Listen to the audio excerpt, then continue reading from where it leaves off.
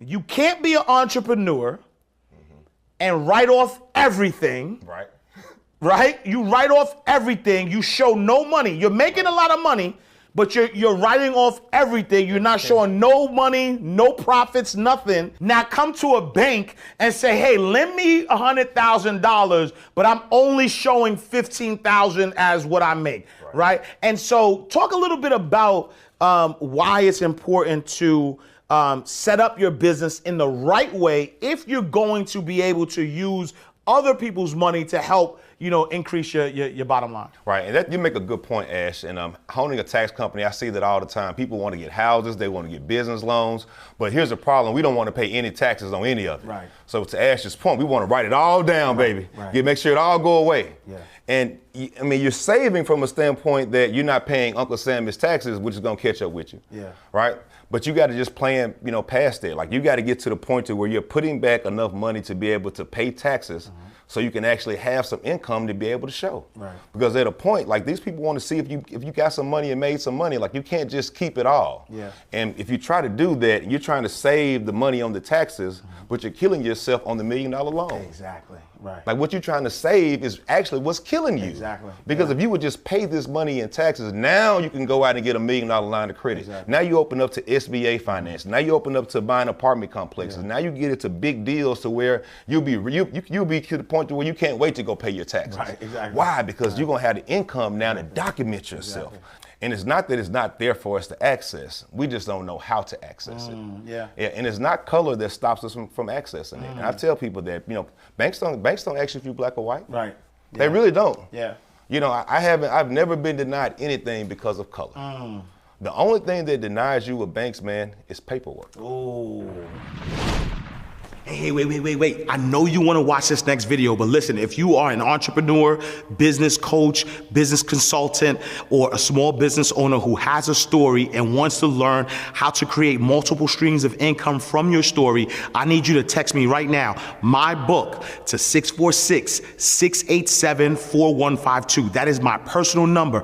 I have been an author for over 12 years. I've written 10 books. 4 of them have been bestsellers, and I've sold over 100,000 books. But I've also helped a lot of my clients take their expertise and put it into a story, then create multiple streams of income from that. So I want to help you do the same thing. So text my book to 646-687-4152. All right, let's go back to the video. Pay attention and listen, we about to teach class. Inside the vault, my man Ash Cash. So get your man right. Thursday nights, 8 p.m. to see him to change your life. Millionaire mindset, the best on earth.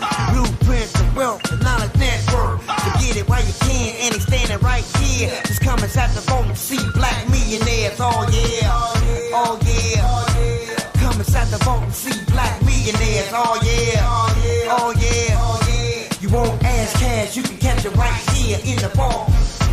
Welcome to another awesome episode of Inside the Vault with Ash Cash, the greatest money mindset show on the planet. When I tell you I have a powerful episode ready for you, listen, there are a lot of industries out there that are not made for us, but they are using us on a scale that you cannot believe, right? And when you think about taxes, which is $1 billion business that really just kind of like squeezes money out of our community at an alarming rate and doesn't give back to our community, we need somebody who's going to be the hero, the Robin Hood, who's going to steal from the rich, give back to the poor. I got my man, Rowand in the building. What's up, brother? What's going on? What's going on, man? You heard it here, baby. Robin Yes, Hood. sir. Robin Hood. That's it. And so we want, I want to get into all of what you do. Serial entrepreneur, innovator, $1 billion company. But before we get to all that, for those who don't know, who is Mowbray Rowand? So what's up, family? My name's Mowbray Rowand. I'm the founder and CEO of a company called One Stop Taxes. And One Stop is the largest, first of all, African-American tax franchise company in the United States. We're a virtual company, been virtual about 5 years before COVID started. And we're 98% African-American women, giving our sisters a chance because they're really the ones infected mostly by what happens in the tax industry. And from there, we started a real estate company to educate people, and was really just getting back into the community, man. And I'm just glad to be here. Yeah, no, absolutely. And I love what you do because when I was introduced to you and the brand, the one thing that I appreciate the most as somebody, like I remember, so I was a banker and I had a client, wealthy client who owned some Jackson Hewletts, right?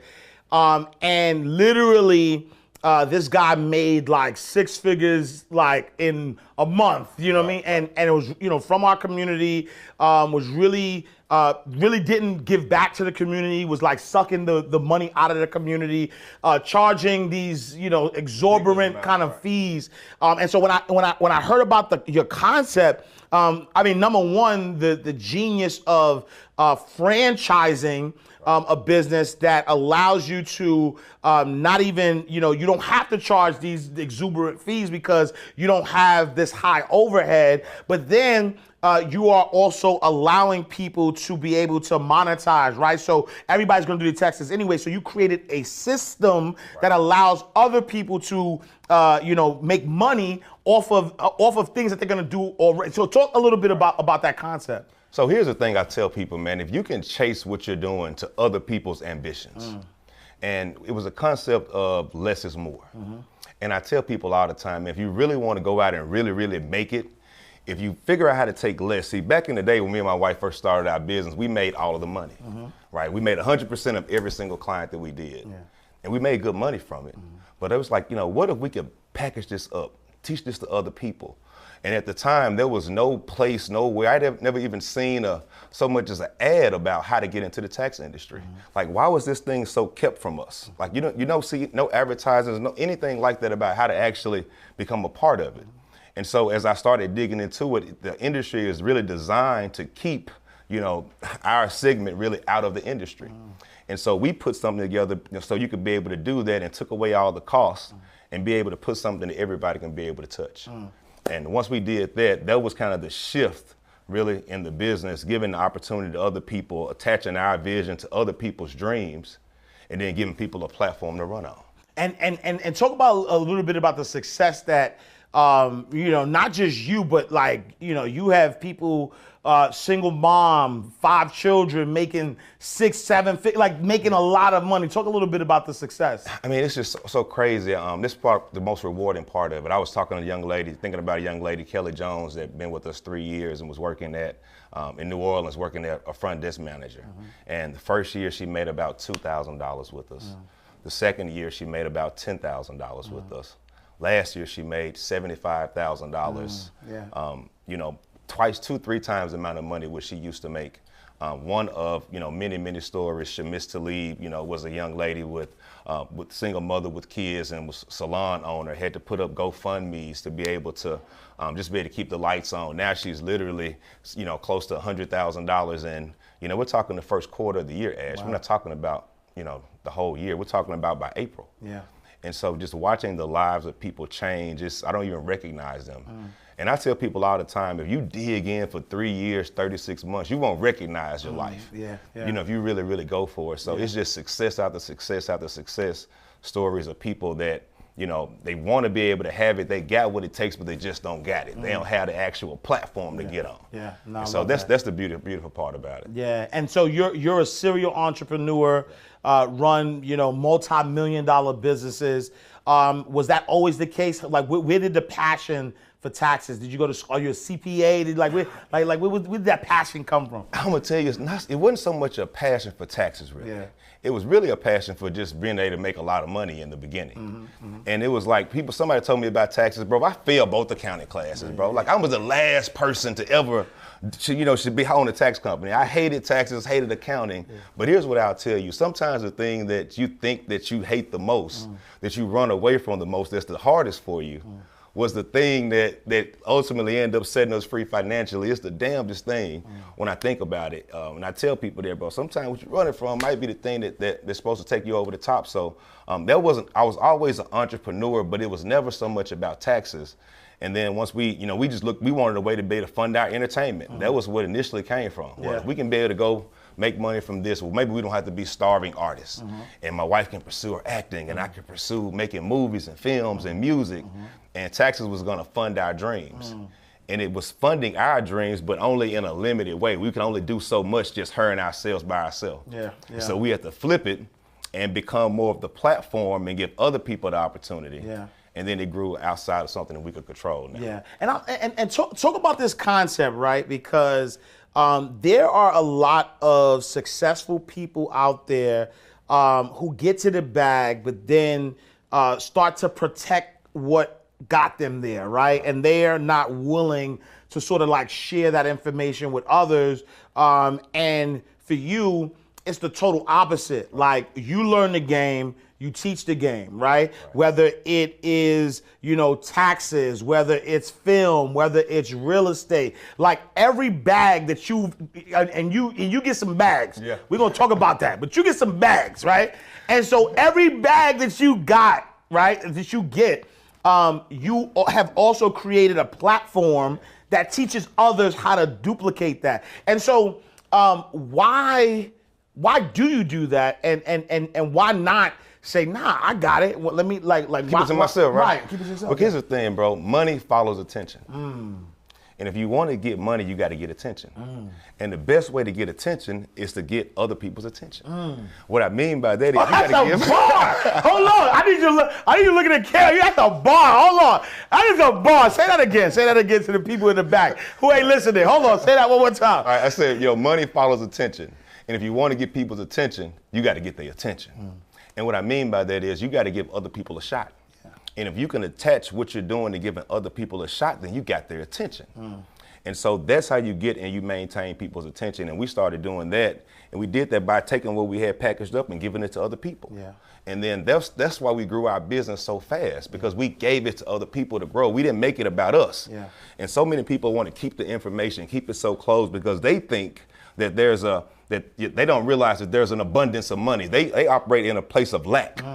And as long as you operate from a place of lack, guess what you're gonna be?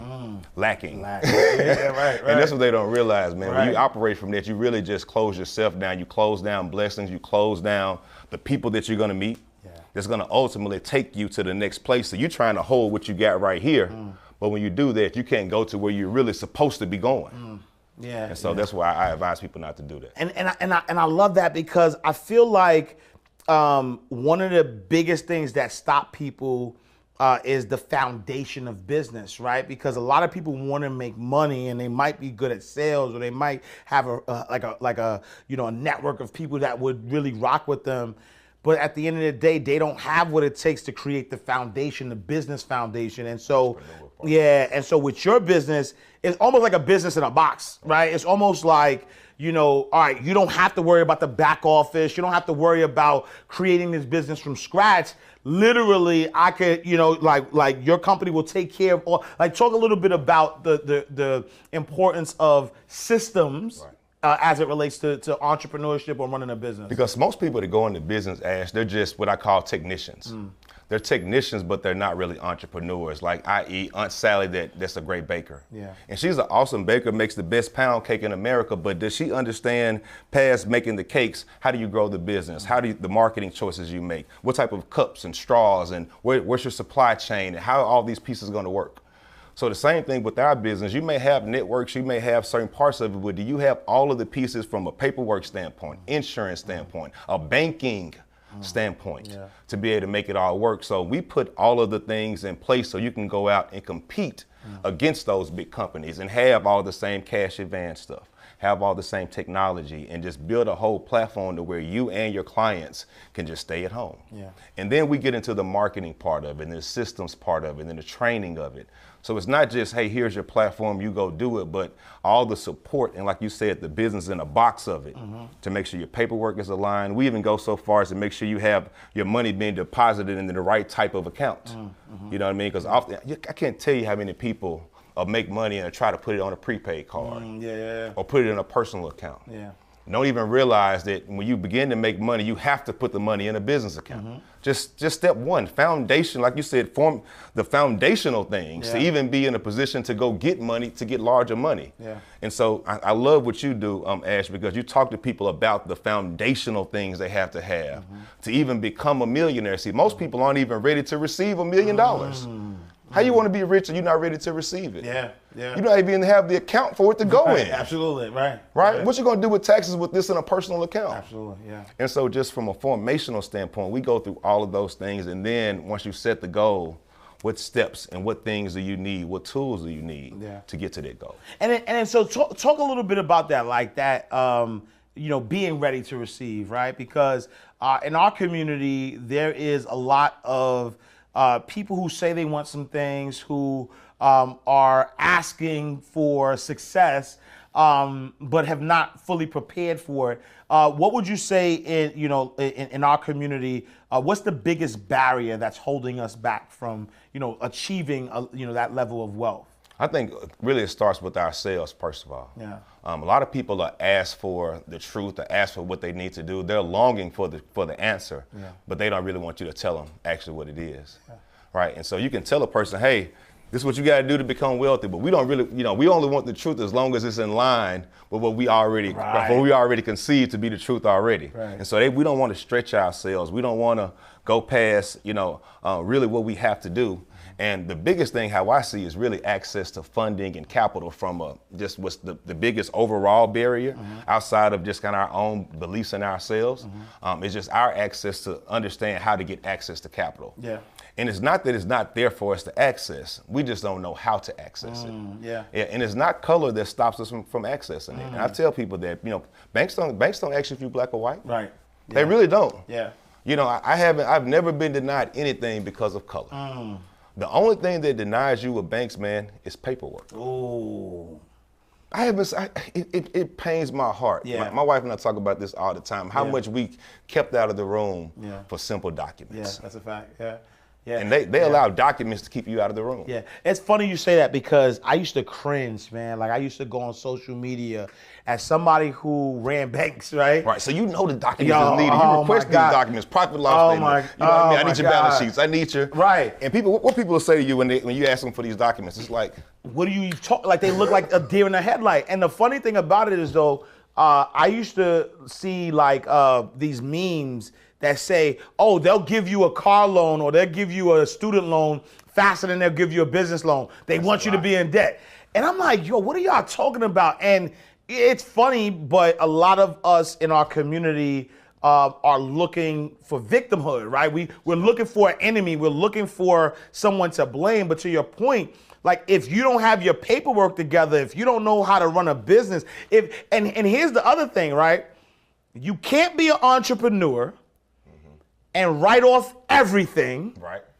Right? You write off everything. You show no money. You're making a lot of money, but you're writing off everything. You're not showing no money, no profits, nothing. Now come to a bank and say, hey, lend me $100,000, but I'm only showing $15,000 as what I make, right? And so talk a little bit about why it's important to set up your business in the right way if you're going to be able to use other people's money to help, increase your bottom line. And that, you make a good point, Ash. And owning a tax company, I see that all the time. People want to get houses, they want to get business loans, but here's the problem: we don't want to pay any taxes on any of it. So to Ash's point, we want to write it all down, baby. Make sure it all go away.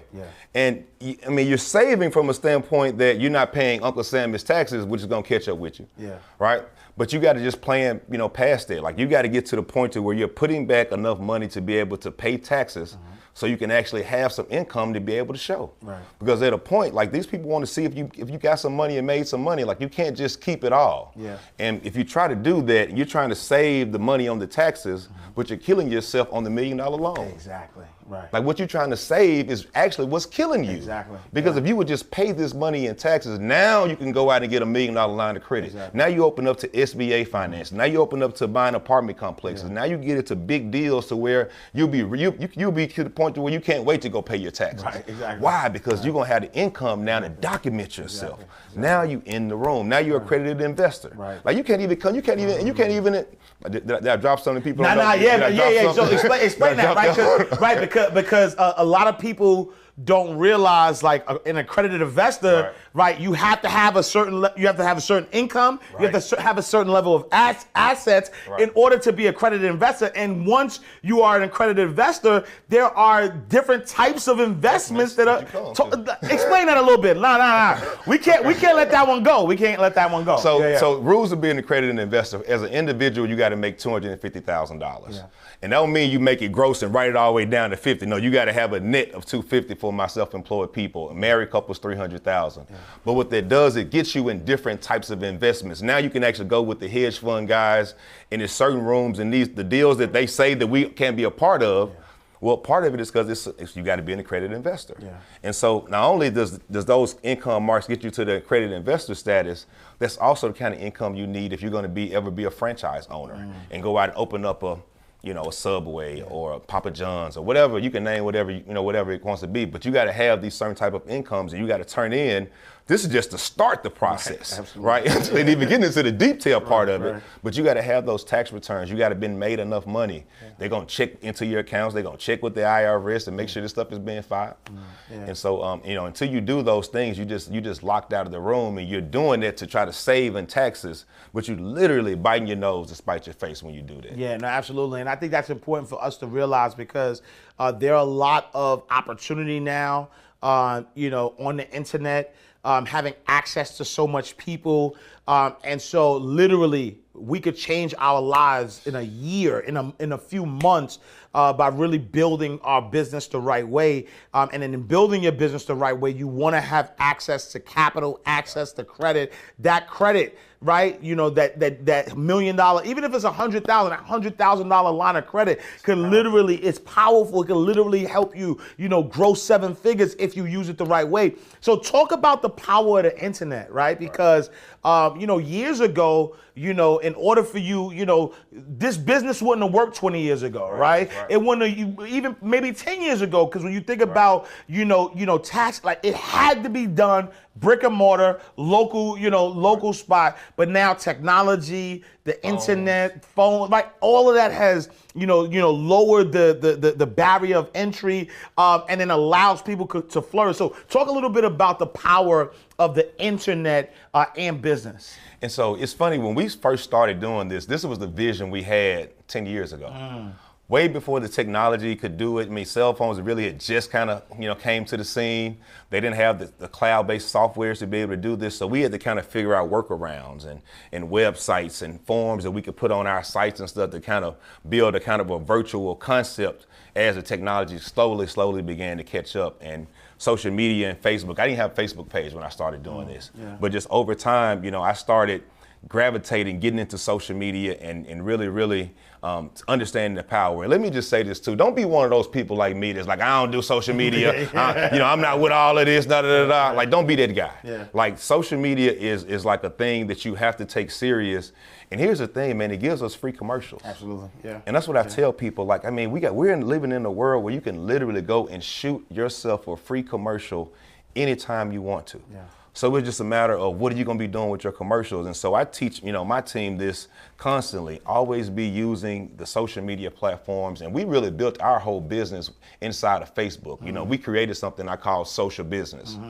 And it was, concept of, for the first time, someone building out a multi-million-dollar company and running it within the constructs of Facebook and building out. I'm actually kind of putting together, I might help you put together a TED Talk with me on this concept of Facebook and how you can turn it into a business and run your whole business from it. But we took a whole bunch of free apps. My wife is a genius. Shout out to the unicorn. Yes. But she took a bunch of free apps in the early stages and built all this stuff into our platform and just kind of made it work.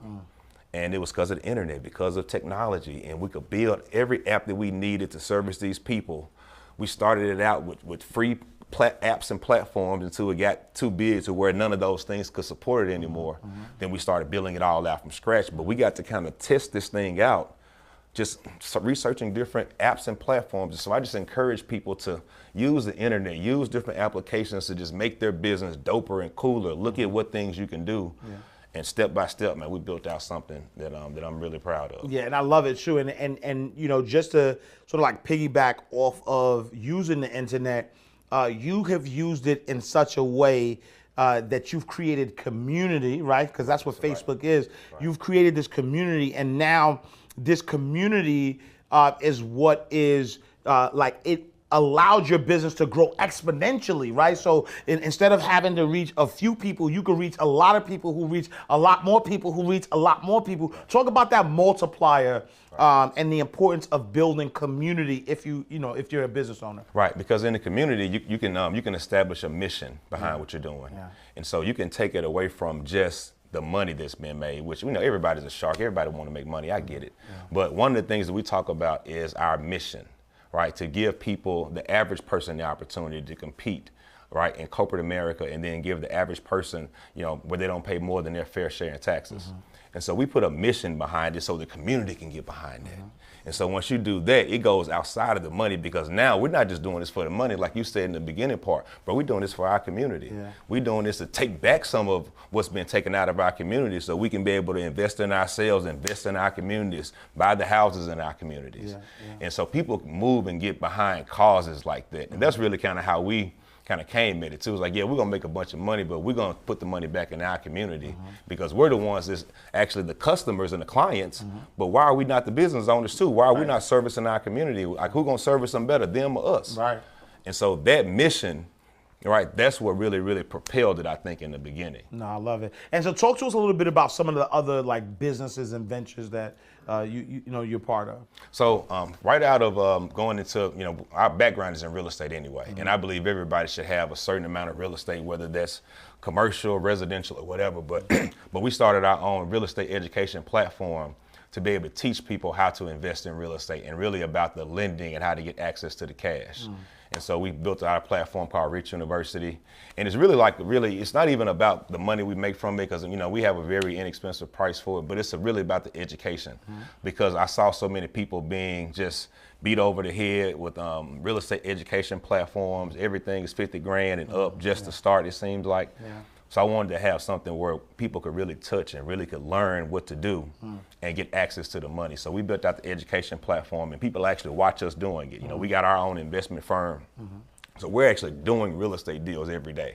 We're not just teaching education based off of past laws or whatever. But if you go on my page right now, we're at the construction sites, we're at this property, we're at their property. You can see the before and afters, you see the renderings. Like, we're out there teaching people real time from, if you want to knock it down and start over, we got you. You want to do a subdivision, you want to just do something light. If you're a new time person and just want to get in and whatever it is, wholesaling, multifamily.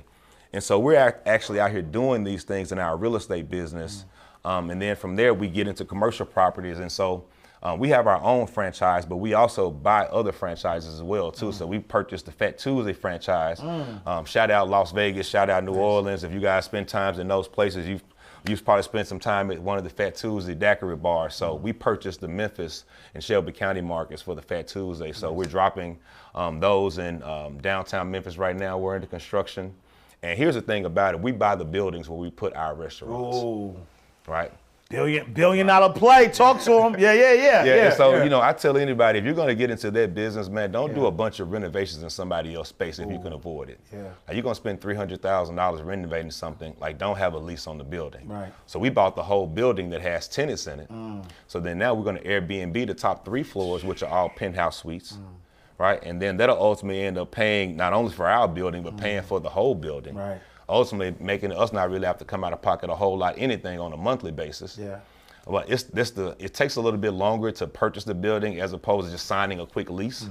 But the long way is really going to be the strong way. Absolutely. Absolutely. Right, in the long run. So so we keep our hands in all those things, man. And then we got our own entertainment business. We produce films and executive produce films and plays, and You know, just try to be a blessing to be a blessing. Man. Nice. No, I love it. I love it. And then talk a little bit about, because I'm gonna hold you here forever, right? And so talk a little bit about that franchise model, right? Because there are people out there that have successful businesses, right? And so, you know, you're at a space where, you know, you started a franchise, you know, business where, you know, you help other people, you know, create tax businesses and they can become their own boss.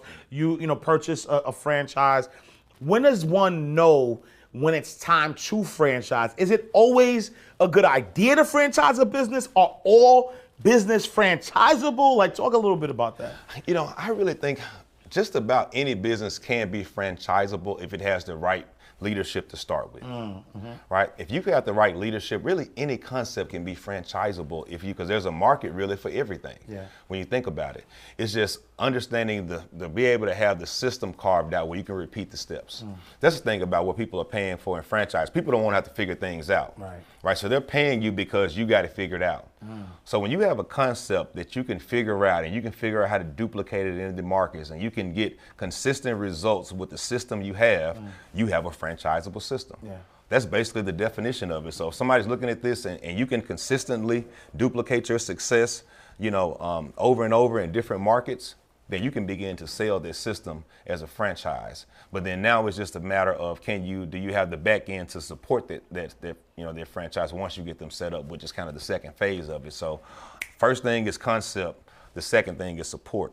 And you can grow your business too fast and you can be a mom and pop operation. Think about McDonald's, prime example. It was always a franchisable concept. Yeah. But if you watch the movie The Founder, the McDonald's brothers couldn't make the franchise system work. Yeah. Couldn't make it work. Yeah. They tried multiple times and it failed miserably. They had given up on it.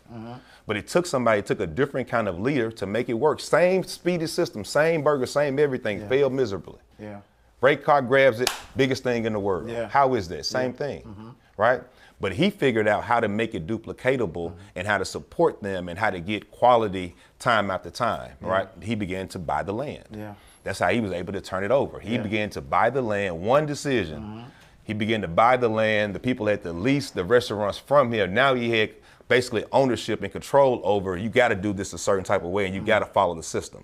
Right. Doing that, it exploded. But it really became from the real estate. People don't realize McDonald's is the #1 real estate holder in the world. In the world, yeah.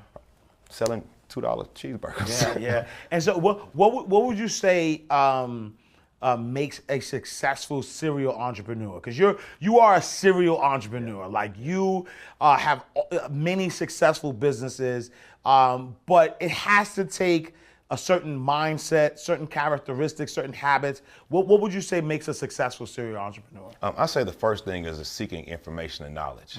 A serial entrepreneur is always figuring out ways to get better. And they're really in the lab like an athlete. And I study people like a Warren Buffett. Like this guy's 90 years old, but he's working out like LeBron James with his mind. Like he's working out harder than anybody else. And so I look at how he studies. I look at how people that I look up to, how they study, and I'm in the lab and I'm training like a professional athlete. I'm up late at night. Like when they up shooting jumpers, I'm up watching documentaries on Ford. I'm up watching documentaries on Henry Hines and how he was the first person to make electricity in his factory. And man, why did he do that? Why did he want to, you know what I mean? So I'm always looking and studying my game, trying to find little gaps. And good entrepreneurs, that's what they're just trying to do, because it's not big things, right? Everything under the sun has been created already. My dad told us that, we was kids, but ain't nothing new under the sun, and they right. There's nothing new under the sun, but it's just small tweaks of things under the sun. And the good entrepreneurs are just looking for it. They did it like this, I'm gonna do this, but just do this a little bit differently. I'm gonna market it a little bit differently like that. And it's just small tweaks that just separate you from other people that make you special. And I think those are the good traits of entrepreneurs. They're just outworking everybody and they're looking for, and their work is looking for tweets, right? And they're working on the business, not just in the business. And that's what I spend a lot of time. I spend a lot of time working on the business, how to make it work better, the processes of it. Yeah, no, I love that. And so what, right now, last year we had a pandemic. A lot of things were shut down. Some people did well. Some people didn't do so well. There's a lot of, the world looked like it's opening up, or it has opened up, but there's still some uncertainty out there. what advice would you give to an entrepreneur who's at a space where they are, having to make decisions during hard times? What advice do you have for them? Go fast and hard. Yeah. Go fast and hard. Outrun everybody right now. Do more than everybody right now, because the window is closing. For the last 12 months, man, we've been so aggressive for the last 12 months. Yeah. Because right now, when everybody kind of went into kind of a hiatus, we turned up the pace. Yeah. We started buying more properties. We started signing leases. We started doing more things with the business because, for one, there wasn't as many people that were doing it because everybody was, was in constraints. Right. So then all the deals are available. Right. Everything's available when nobody has anything. Right. The banks are starving. They're looking for, like, is anybody working? Is anybody doing business? Does anybody want to borrow $1 million? Please, God, help me. Somebody take some money from me. Right. And so that's the climate that we're in right now. Like, no one's asking for anything. So this is where you need to be trying to get everything done. So get all the deals now. Get the space now. Negotiate the lease now. Get the contract now. Get the supplier now. Whatever it is, try to get it now. Because I'm telling you, in 6 months, when the world's all the way back open and the masks are completely gone and the Delta variant is gotten under control, like I'm telling you guys, it's coming. Right. And you don't want to be on the other side of coming out of this thing. Yeah. Because guess what? Everybody's finna get their money back now. Right. Flights are going up. Delta been, half capacity. They're getting their money back. Yeah. The agents getting their money back. Everybody's getting their money back in 6 months. So as an entrepreneur, get your money right now. Right. Get in line to get yours right now, because I'm telling you, everything is going to constrict, and now it's going to be just a boom. Right. So everybody that's did the work now, they're going to be already stocked and ready to go. They're not going to be trying to play catch up. Oh my God, everybody's out. Everybody's spending. What do I need to do? You need to be ready now. Yeah. So when it hits, you can be one of the ones that's ready to go. Yeah. No, I love that. And then, so what about that person that has that 9 to 5, right? That side hustle. They have the 9 to 5, but they also have that side hustle. They kind of guy. Right? Like talk like what advice do you have for that person? So let me tell you, the first thing is keep your job as long as you need to. Yeah. Don't let people tell you that you can't do them both. Like, work your business full time and work your job full time. You got to do them both right now. Right. So that's what I'm gonna tell you. Do them both right now, because if you do them both, right, but keep that job until the business makes you quit it. Don't quit the job too soon. I made that mistake for years. And I've probably been even further along than I am, but I would make good money in my business, decent money, but I wasn't really making enough money to support myself, right? And so I see entrepreneurs sometimes quit their main jobs too soon. Just the reality of it is, as an entrepreneur, you got to do both and still be a family person, right? That's just part of it. I say it's going to be easy, but if you do it for 3-4 years, you'll get to the point to where you can get rid of the job. Right, and then it'll end up happening where even the business will start running itself, and you'll have more time. But you just have to go hard at it and kind of do them both until you can get to a place where you don't have to. And the last thing I'll say is, don't work harder on the job than you do on the business. Right, if you get there early on that, give yourself the same type of goals, set the same types of dates, set the same types of standards. Like, don't get fired, but your passion should be into, what do I got to do to kill it at this business? And I'm gonna tell you, learn from the job too. Like, my last job I had, and my wife's last job, she worked at St. Jude, one of the biggest charities in the world.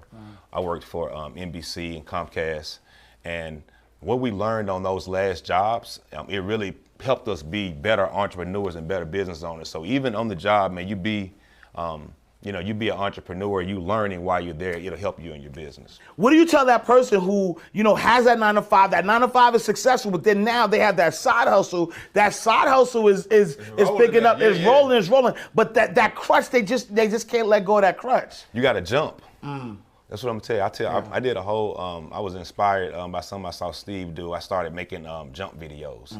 And I was just telling people, man, you just gotta just jump.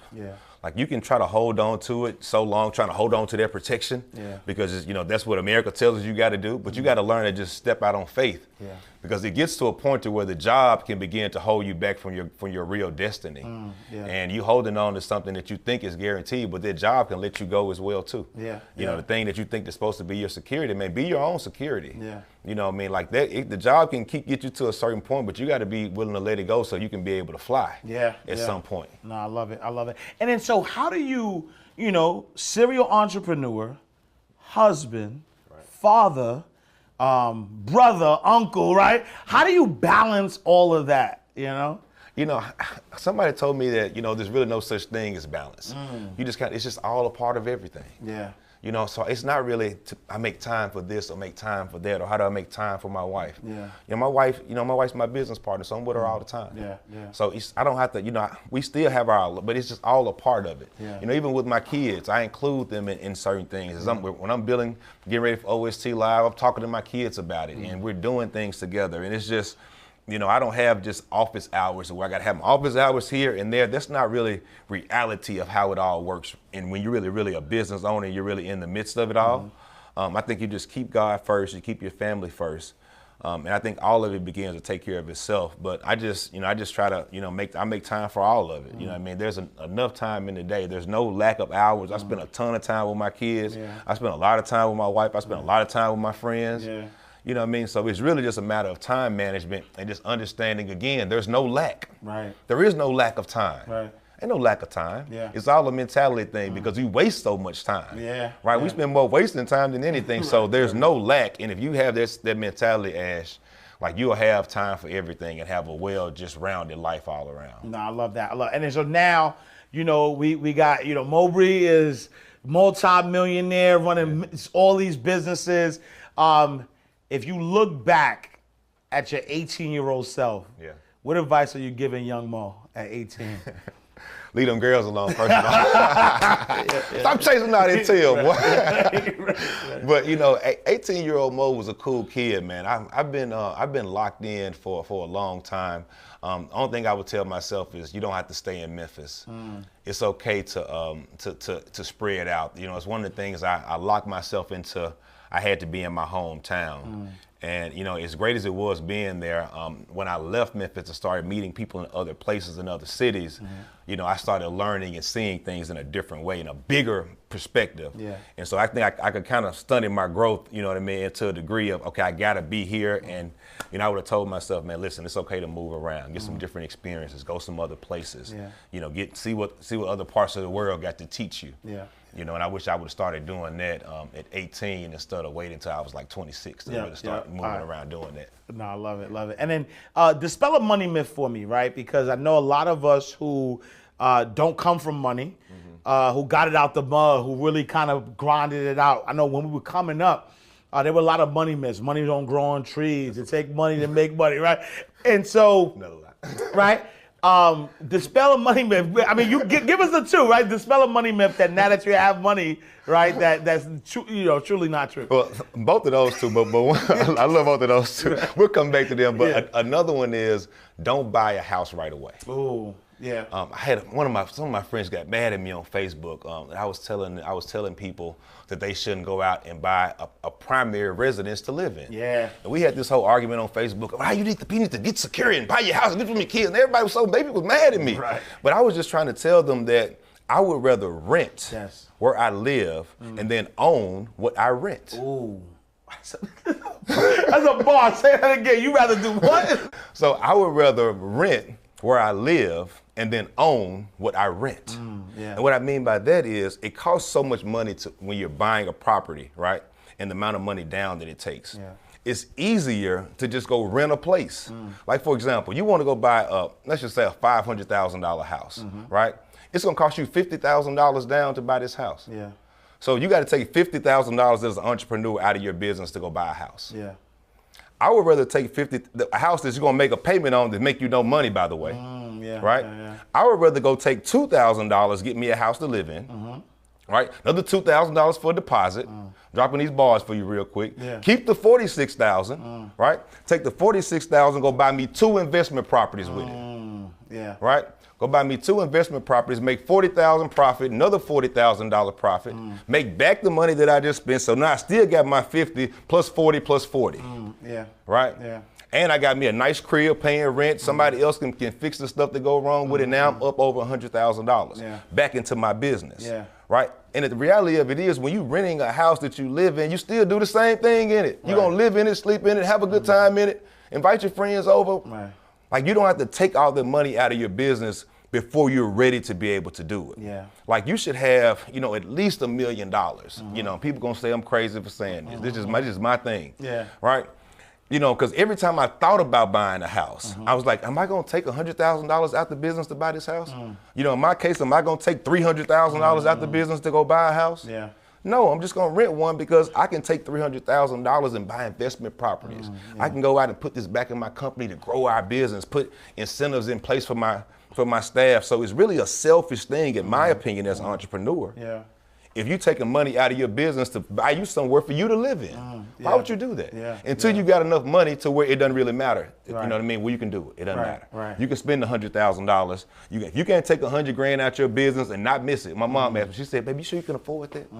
I said, Mom, I ain't even miss it. And until you can honestly say you didn't miss the money for the down payment, don't buy the house. Wow. Yeah. If you're gonna miss the money, don't buy it. Right. Yeah. Like if you're gonna miss the money, put it on something that's gonna bring you back some money. It's right. So I'm not missing it if I put it in an investment property. Absolutely. Because I'm putting it there to make money, and I know I'm getting money's coming back in a few months. Right. So I'm not missing it. Right. In your house, that money's gone for right now. You're not getting that money out your personal residence right now. Right. So that's the biggest myth, and one of the biggest things I see people, and I started with that one because that puts people behind. Yeah. Right? Yeah. And as men, we know we're trying to please our family, we're trying to please our spouses, we want to get them a new home as soon as we get married. Right? And so you're taking money out of the business, the company, to try to keep up with the Joneses. Yeah. Because your friend's buying a house. Yeah. Your wife don't want to be renting. Right. Okay, that's okay. Right. But look up 3 years from now. Yeah. You see what I'm saying? And so I would definitely say that. And the money don't grow on trees. I love those too. Just my quick take on those. It take money to make money. Like we built our whole business without spending any money in advertising. We're just creative. Right. Like in the beginning, we literally had no money for employees, no money for staff, which is really how I had to figure out how to come up with the franchising. Because I didn't have any money to hire sales reps. Right. So I had to figure out a way how to grow our sales base, grow our team without having money to be able to go hire a traditional sales reps and put them on salary. Yeah. What's the best way? Give other people opportunity. Yeah. Give them most of the money. Yeah. And you take just a little bit Yeah. for setting it up and running it all, but give somebody else all the money. Yeah. Yeah. Yeah. And this sounds like the damn foolish thing in the world, right? So if you want to get rich, give away all the money. Right. Right. You get filthy rich. Yeah. That's basically what we did. Yeah. And so your money didn't have to grow on trees because we figured out a way to get people the money, let them get paid, and then we was able to make money from doing that. Yeah. And then we started putting money back into the business. But in the beginning, we was just creative. Yeah. Yeah. Right? And use the internet and technology. Nah, I love it. I love it. All right. So what is so far, being financially abundant, what would you say is the most extravagant thing you've done with money so far? I've done a lot of things. We've gone to Vegas, spent $40,000 shopping. Yeah. I just bought a multi-million-dollar house. Yep. But the most, I won't say this is extravagant, but the most rewarding thing I did, and with a large check was last year we retired my mom at OST Live, and I gave her whole salary at OST Live at the conference, and was able to tell her she ain't got to go back to FedEx. Wow. So some things were just kind of fun and that type of thing, but the most rewarding thing was being able to do that and just seeing my mom's face and just knowing what it meant to her, where she can have to clock in anymore. And just like, Mom, this salary, here you go. Nice. Tell them when you're coming back. Nice. You know what I'm saying? So that was the best thing. Yeah. You know what I'm saying? But we've done some lavish stuff though. As you should. As you should. All right. So finish this statement for me. I'm a leader. I am a leader. When it's all said and done, I will be one of the wealthiest men in the world. Oh, love it, love it, love it. Everybody who crosses my path will know. I'm a child of God. Oh, love that, love that. All right, we're going to do our speed round, right? And so our speed round, what we do inside the vault, we take banking terms, right? And then we flip them, for inside the vault. So the first term is deposit slip, right? A deposit slip, you walk into the bank, you fill it out, and you deposit money inside the bank. Okay. For us here, deposit slip is a money slip, a money mistake. What is the biggest deposit slip that you've made so far? In the beginning, we didn't pay ourselves 1099s. Yeah, in the beginning, I didn't pay myself a salary in the beginning years. One of the few things that I regret in the early years.